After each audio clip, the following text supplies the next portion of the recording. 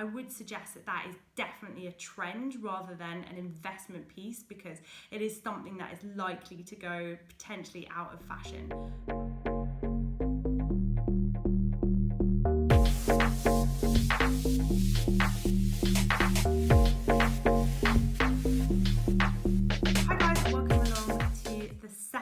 In my two-part series on women's wear autumn winter 18-19 trends. In the last video we looked at tailoring and leather being two of the major trends. We're now going to dive straight into the third. The next one that I'm sure all of you have seen already across the high street anyway is the trend for animal print.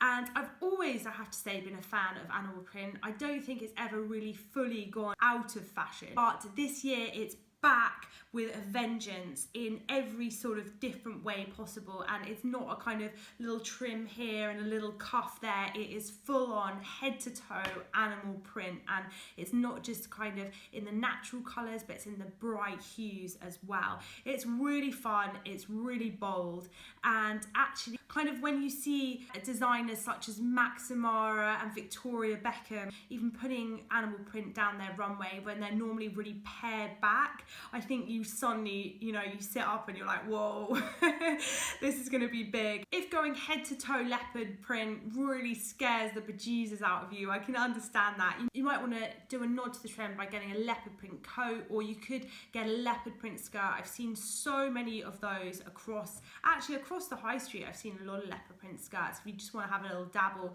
and actually you compare that with the high-low styling as we did with our suits, and perhaps with a logo t-shirt or something like that. So trend number 3 is leopard. Trend number 4 is one that I'm really actually happy is continuing into the autumn winter, and that is knife pleats. And I invested in a knife pleat skirt probably I'd say actually it could well have been the end of last summer, so that's seen me through a year and a bit, and I'll definitely be able to wear it. I'm going to pair it now with a really chunky knit for the autumn winter. We saw those going down the catwalk at both Balenciaga and Valentino. I think again the key here that was coming out is, and I know I keep saying it, but it's just kind of pairing it with the right thing. So you want to kind of go a high-low styling. Don't pair it with a pretty little blouse. You have to pair it with something quite masculine, something quite chunky, just so you get that feminine skirt contrasted against the different texture, so whether that be a chunky knit or a leather. And again, you can be hitting that leather trend at the same time. And my 5th and final trend for autumn winter 18-19 is dark florals. Woo. You can tell that I am a fan of dark florals. Yeah, they were seen always, you seem to see them at Ardem, you saw them at Saint Laurent, at Preen, and again, it's just really, I love the kind of dark femininity about them. They're a bit more serious than the kind of ditzy florals you get in the summer, and paired with leather, absolutely love it. I'm certainly a fan of making pieces span a few seasons, and florals is something you can be so clever with because they work in the spring, they work in the summer, they work in the autumn and the winter, so it's something you can really choose to invest in. Other than that, I just thought I'd run over some overriding trends. So they're my kind of 5 most wearable trends that I wanted to pick out for you for the autumn winter.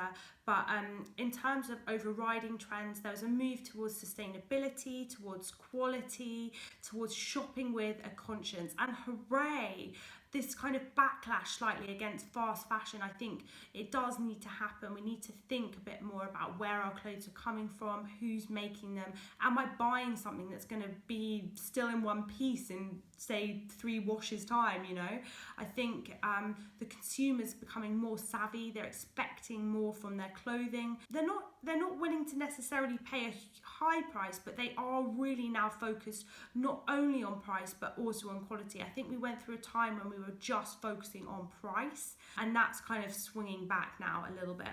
And also in terms of tones, there's a lot of earthy tones coming through, so kind of terracottas, browns, greens. And in terms of other things, I think I've pretty much already mentioned, but the ongoing trend for logos. Logos were seen everywhere and they were really brash. I don't know if that's kind of maybe following on from Gucci, because I know Gucci's done so much with their logos this season, haven't they? And everyone's absolutely loved it. They've jumped in with both feet first. But yeah, logos were everywhere. So if you can, you could always opt to treat yourself to something with a big brash logo on. I would suggest that that is definitely a trend rather than an investment piece, because it is something that is likely to go potentially out of fashion. But guys, thank you so much for choosing to tune into my Autumn Winter 18-19 trend series. This week I will be bringing you the bags that you want to be looking at for the season, and following on from that, the shoes and the accessories. Don't forget to subscribe to my channel. A link to my website where you can get great, beautiful bargains in your inbox can be found in the description. Take care, guys. Bye.